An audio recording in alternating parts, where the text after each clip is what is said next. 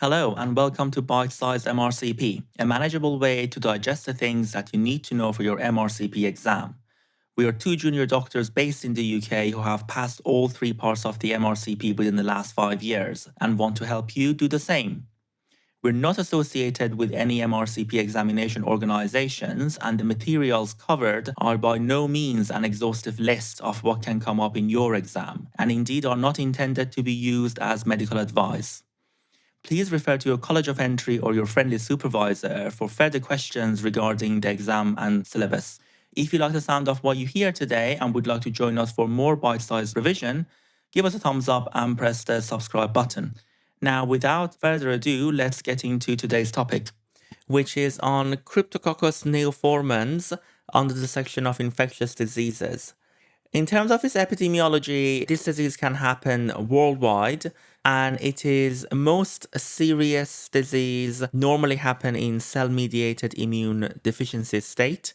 Cryptococcus neoformans variegati has a subtropical distribution as a whole. The pathophysiology of it is really quite the important part. This is an encapsulated yeast that is carried by avian species and therefore is acquired by inhalation.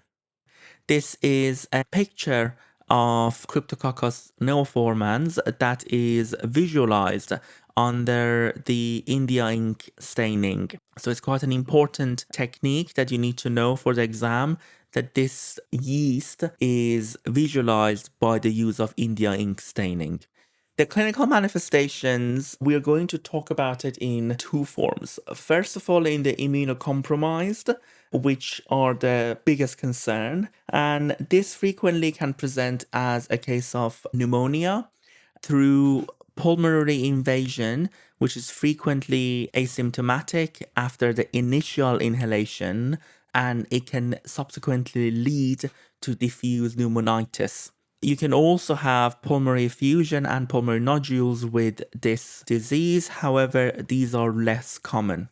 It can also happen as part of a meningitis, especially in immunocompromised, and this is normally secondary to hematogenous spread or dissemination. And on your LP, which is going to be what you need for diagnosis, it will frequently show lymphocytosis as well as low CSF glucose. And it may unfortunately sometimes be complicated with cerebral abscess as well as cranial nerve palsies and idiopathic intracranial hypertension. And finally, the last part of presentation that can happen in both types, but again frequently in immunocompromised patient, is the cutaneous manifestation, which can happen as nodules or sometimes as really shallow ulcers. So the management of this is by induction and maintenance treatment. The induction is normally done with amphotericin and 5-fluorocytosine, or 5-FU for short, for up to 6 weeks. And you really are going to continue this until the result of your CSF from your lumbar puncture is completely sterilized. It's really important, just as a side, because this can come in particularly part 1 examination, that 5-FU, you need to be monitoring the blood levels. And in the case of idiopathic intracranial hypertension, it's really important that you might need to consider repeated lumbar punctures until the pressure of the CSF drops to an acceptable level. In patients who are immunocompromised secondary to AIDS from untreated HIV infection, secondary fluconazole prophylaxis is very frequently used in practice until your CD4 counts is greater than 200. So let's do a question. A 42-year-old HIV positive man with a CD4 count of 50 presents with a 2-week history of headache, fever, and blurred vision. He reports having nausea and vomiting. Physical examination reveals papilledema. A lumbar puncture is performed, and the CSF shows elevated opening pressure, increased protein, low glucose, and a positive India ink stain. What is the most likely diagnosis? So there are a few clues that starts from the beginning in this scenario that will hopefully have made you thought about this being an atypical case.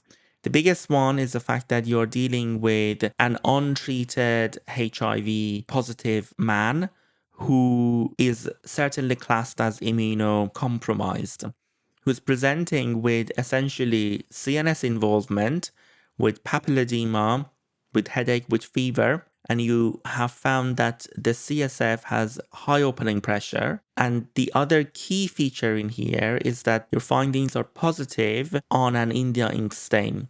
And hopefully, if you recall, this would be classically associated with only a few things. So the question is, what is the most likely diagnosis? A. Tuberculous meningitis. B. Bacterial meningitis. C. Cryptococcal meningitis. D. Viral meningitis. E. Fungal meningitis due to aspergillosis. So if you recall from the discussions earlier, the presence of immunocompromised in an untreated HIV positive man with CNS involvement with high opening pressure, low glucose, and high protein, and positivity on India ink stain should make you think about option C, which is cryptococcal meningitis, and the correct option. Thanks for listening to this episode of Bite Size MRCP. If you like what you heard today, give us a thumbs up and hit the like and subscribe button to make sure that you don't miss out on our next episode. Let us know in the comments which topics you would like to hear in the future. See you in the next episode.